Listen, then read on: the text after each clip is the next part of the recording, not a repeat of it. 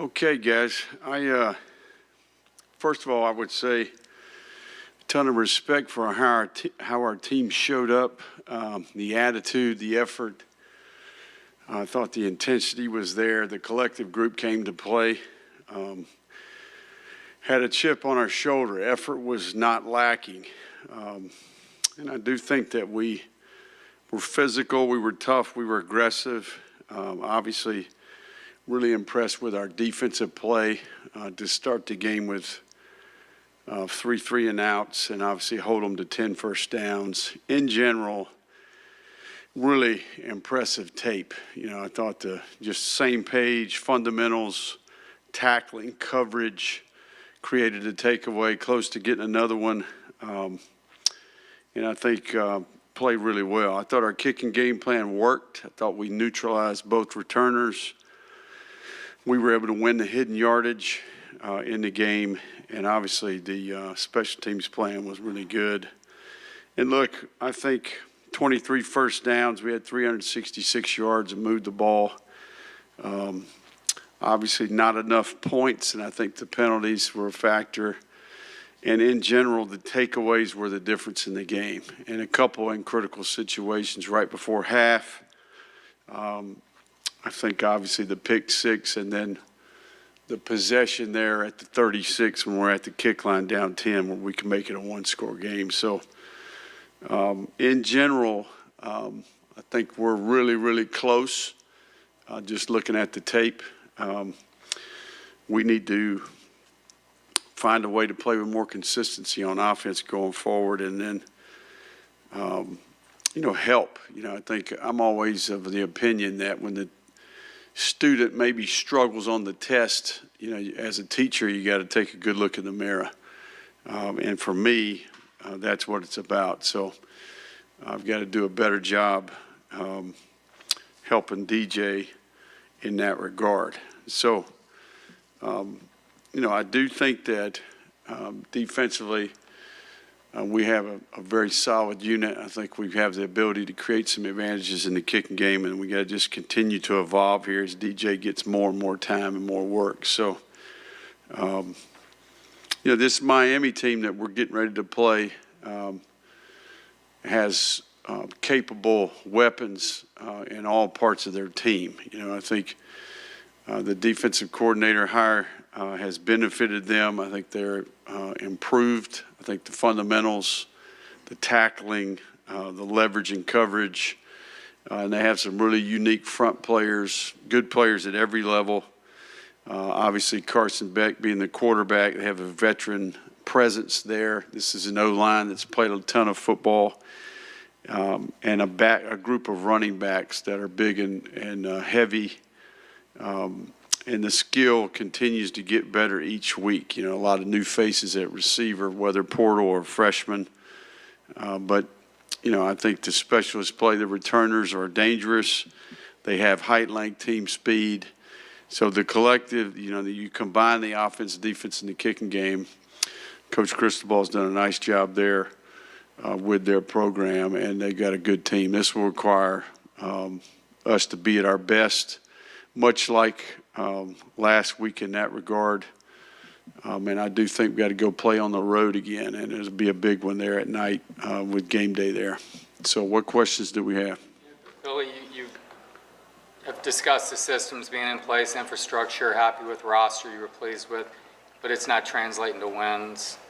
Why do you think that? Well, I think, this team in particular that we have, I think a lot of our team is excelling at a high level. I think we got to understand who we are, where we're at relative to our situation, and then we have to keep improving. I think, really, in my opinion, if we were able to kind of get back in our rhythm offensively, and generate points and yards, we could be tough to deal with. So I think that's the point of emphasis in my mind, because I do think we've excelled so far on defense and in the kicking game. We got to continue to do better. We know we're going to face more challenges in the future, so that'll be the true test. But yeah, we got to keep evolving there, and DJ's got to continue to improve as we go. We have to play with a little more precision and consistency around him. But in general, that's kind of who we are as a team right now after 3 games. You were here in this position again last year, 1 and 2. And we asked you, do you feel like you're coaching for your job at this point? Yeah, no, I think I'm trying to solve problems. I think, you're trying to find the right combination of things to help. And look, I mean, we're a handful of plays away from winning that game Saturday. So I think you got to try to be as objective as you can, and you got to get consumed with how you help the players. How do you help the players improve? How do you help position the players in a little bit better spot here or there, and keep the human element intact? That's the really important part. So, I do think, in my opinion, a man is not defeated until he blames someone else, right? So I think it's key, for us to, evaluate what we can do, every individual within the team and organization to contribute and help us get better.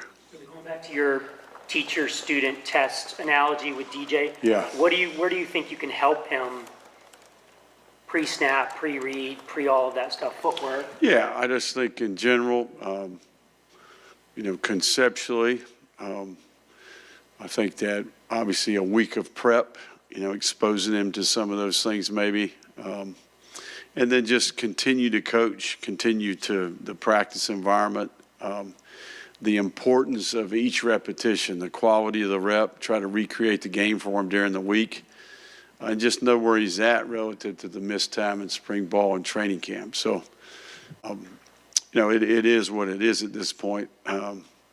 We've seen him at his best, and then we've seen him struggle. So I think the important part is we try to get him back to where he can play winning football, which we know he's very capable of. What about his confidence level? It has to take in a little bit of a hit there when you throw 5.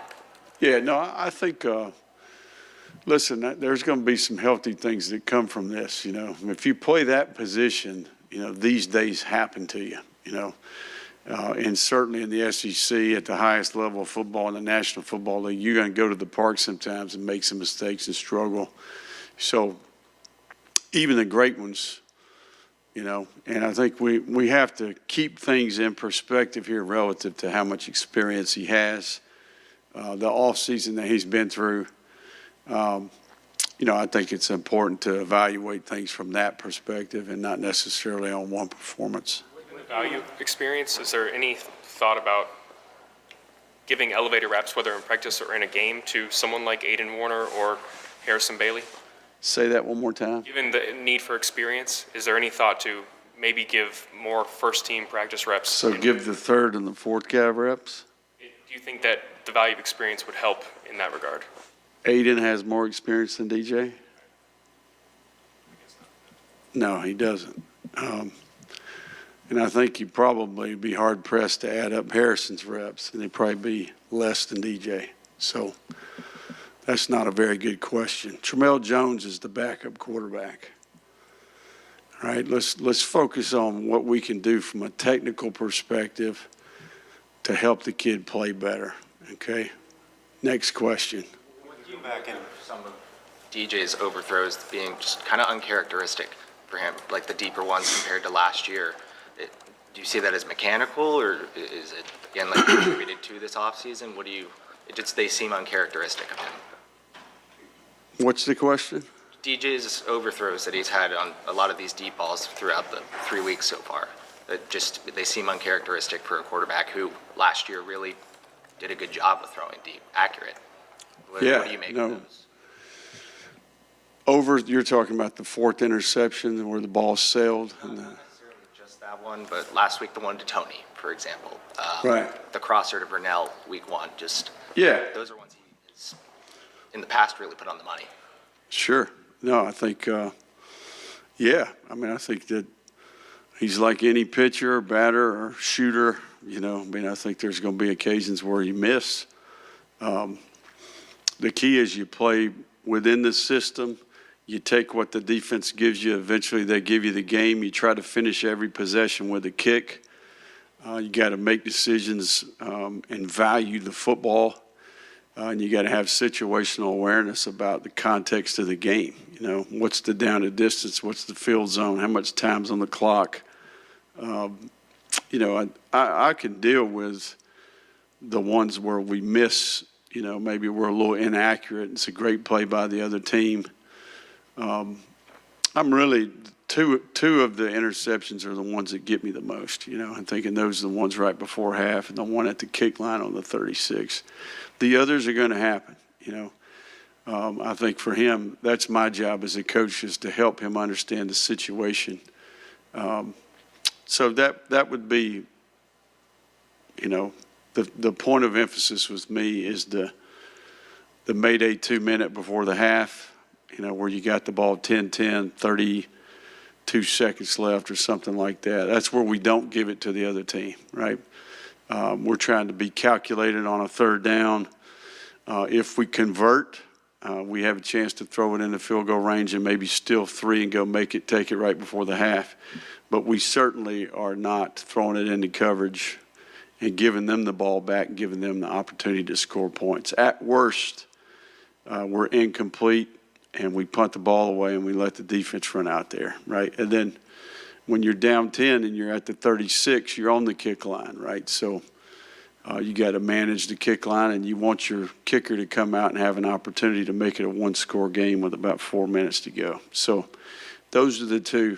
When we talk about getting, you know, him learning, him evolving, him developing as a quarterback, those are two that we want to, you know, make sure that he remembers and learns, because he's going to be put in those situations again in the future. You talked about DJ needing to improve his progressions. How much does his footwork need to improve as well, and how problematic has that been so far this season?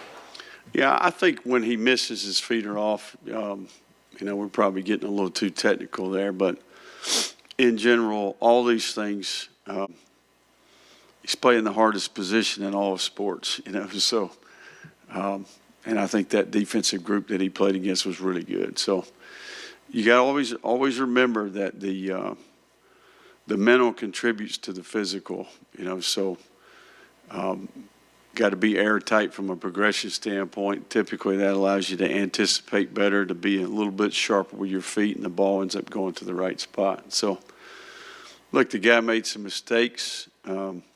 This is more about what we do going forward than it is what happens in the past, okay?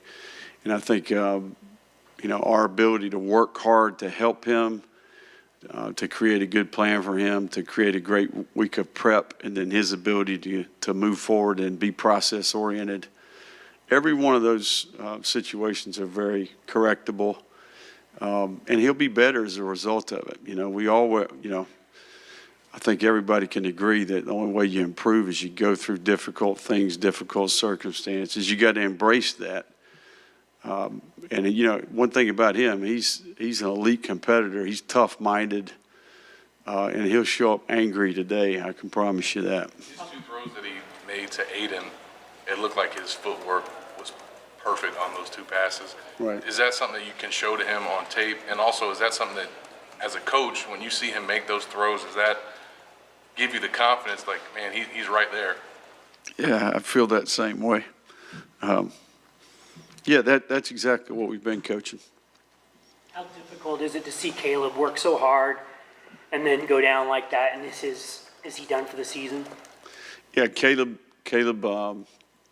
re-injured his foot. Obviously, we'll have an injury report for you on Wednesday, but in general, it was great for him to be back out there, and we'll report the injuries on Wednesday night. You've been in this for 20 years now at this level. 21. Well, yeah, but it's at South Carolina State, but I mean, Clemson at 06, I think. But whatever it is, you've been at the highest level for a long time.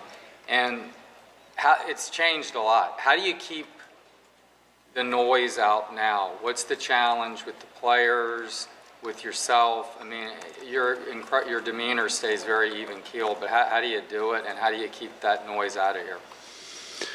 Yeah, I love being on a team. You know, I think this is been doing it a long time, you know. So, look, this is a hard game, right? I think, and we've been in the locker room on the other ends of these things, you know, and I think that's what we do it for, right? So, I do think that as a leader, you got an obligation to the people that you're responsible for, and I think that's the important part to me. Because look, we're right in the middle of this battle, right? I mean, or war, you would say. Each week's a battle. So we got to play again Saturday, right? So you got to remain objective. You got to try to keep it technical for the players. If I didn't feel good about the intangibles of the team, I think that's probably when I would be worried, you know. But I think this group turned it around and showed up and competed their tail off Saturday. And I think that, I think that they're a group that knows how they're that close. Like we got to, all parts of our team have to go play at a high level, given who we're playing, right? And I think that's where we're seeking that. And I think they know that. We know that. You know that. And I think that a lot of our guys are doing a heck of a job, man. I mean, so,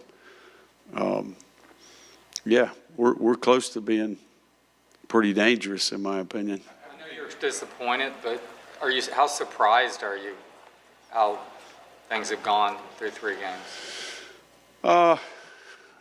I would say nothing surprises me anymore. Reality is you got to show up every week. I don't care who you play. I mean, look at college football out there right now. So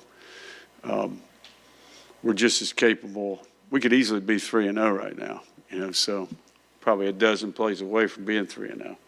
So you can look at it that way, or you can walk around here with your head hanging down. And that's certainly not what we're going to do, because we got a football game Saturday night. It's going to be an incredible opportunity, venue, great opponent, historic rivalry. I mean, that's what you do it for. So, Billy, it seemed that you got your right tackle situation resolved with Caden there. Talk about the issues with the guards that you had, because you had 3 holding penalties and a false start and gave up a couple sacks over your guard play. now let me say this about, I do think Caden Jones played well in the game. You know, thought that was a bright spot. Did a lot of good things for a first start. Our issues with the holdings have been when we are moving, when the pocket. You know, we've been initially in great position. I think our issues have been when the quarterback escapes, extends. That's something that we need to emphasize. When that launch point starts changing, it's late in the down. Ultimately, the holdings have been called. The majority are in that situation. So, outside of that, I would say that, not a chink in the armor. I mean, I think that there's a lot of good plays, and then there's some that we can do better. But I don't necessarily feel like we got a problem there. Aiden was banged up in the offseason. How do you feel like he's been coming off an injury, and is he earning more playing time with the way that he's been performing? He played more Saturday, and I thought he was productive, so. And I think as he's gotten healthy, look, Aiden, when he's available, he's been impactful, right? So it's one of the keys for him to continue to be a successful football player is to be available, right? So, but when we need him to be available because he can make a difference in the game for us. This time of the year when you got to be game prep, that so limits your practice time, how difficult is it to correct your mistakes and get better? I mean, I know how well last year, for example, the open date did for you. Yeah, no, I think where we're at right now, I think we're really close. We just got to keep chipping away at it. I think some of these positions can improve throughout the season. We do quite a bit of good on good. We have the depth and the walk-ons to have a quality scout team. I mean, I think it's more about the intent than it is the design of the practice. But we'll get 16 plays of good on good out there on Tuesday and Wednesday. And I think that those benefit the players, And I think really the middle of your roster benefits in a major way in that regard. Billy, you guys were very opportunistic down the stretch last year defensively. What's it going to take to get back to that? Like I talked about, like Yeah. you made the point about like down and distance and things the other night Yeah. fairly. But, you know, Carson Beck, you guys played him last year, rattled him pretty good. I think maybe 3 interceptions. Yeah, I think the key, you know, like, to me, defense, 3 and outs are important. You know, I think you pair 3 and outs and takeaways with the ability, you know, right now, if we can force the other team to punt and it's not a hang punt, that's an opportunity for a big play with VB3 back there. So I think for us, you know, we made a point of emphasis to get more 3 and outs, to create more short fields. We did that the other night. We played on more short fields, you know, compared to maybe the South Florida game, for example. I do think that takeaways is an area where we got to keep putting takeaway behavior on the film because we know that leads to it. And, you know, I thought there was a lot more on the tape Saturday. But just in general, I think it's about 3 and outs. It's about takeaways. And then we got to play complementary football. You're not going to win if you turn the ball over 5 times. I don't know when the last time that's happened, but got to know who we are as a team, and we got to play that way. So ultimately, that's going to be important for us going forward. It's Miles Graham. I mean, he's like I think he's 19 still. Yeah. And he comes in after these games and speaks, and these guys are beyond. Yeah, mature. incredible parents. I think his parents have done a great job exposing him to things. He's extremely intelligent. Obviously, the education he had, different places he's been. I think his dad being in a professional environment. His mom's very impressive. And just the family in general. I think he's a product of how he was raised, the people he's been around. Billy, you said you feel like you're very close, maybe just a few plays away. I know you can't read your players' minds, but do you sense that they feel the same way, or they dejected, or they feel like, hey, we're close? Yeah, no, I think if you were in that locker room after the game, you would sense, yeah, I mean, they put it on the line. They came up a little short, and I think that they realized it was within their grasp, and they maybe let it slide away. So, look, we have to we have to invest this experience, right? It was a powerful moment, and we cannot waste it. You know, we got to invest it. So I think the important part here is that we take that experience. These guys have incredible relationships. You know, I think they got to be great teammates. You know, when you take accountability, that kind of frees you up, you know, and you can move forward. And the minute you start blaming somebody else, then you're giving somebody else control, you know. And I think it's important that we have the mindset that we dictate, we decide. It's how we prepare, how we practice, how we play. And I think we have enough talent in that locker room. If we can get our best is good enough, I still believe that. We're going to keep pursuing that. Billy, not trying to play gotcha, but since you guys are going out of conference this week, there won't be an availability report Wednesday. Just since Caleb was in the boot on crutches, is it safe to assume that this is a longer-term injury? Yes, sir. There was a play, the game was basically over, LSU was running out the clock, they break off a big run, and then you see Cormani McLean coming down full speed, 110%, even though, you know, the game's almost over. What does that speak about his character as someone who kind of came in and that was a huge question mark about the kid? Yeah, no, I'm proud of Cormani. You know, he started the game. He had a good week of practice. Again, we told you we got 3 corners that we consider starters, all really good players.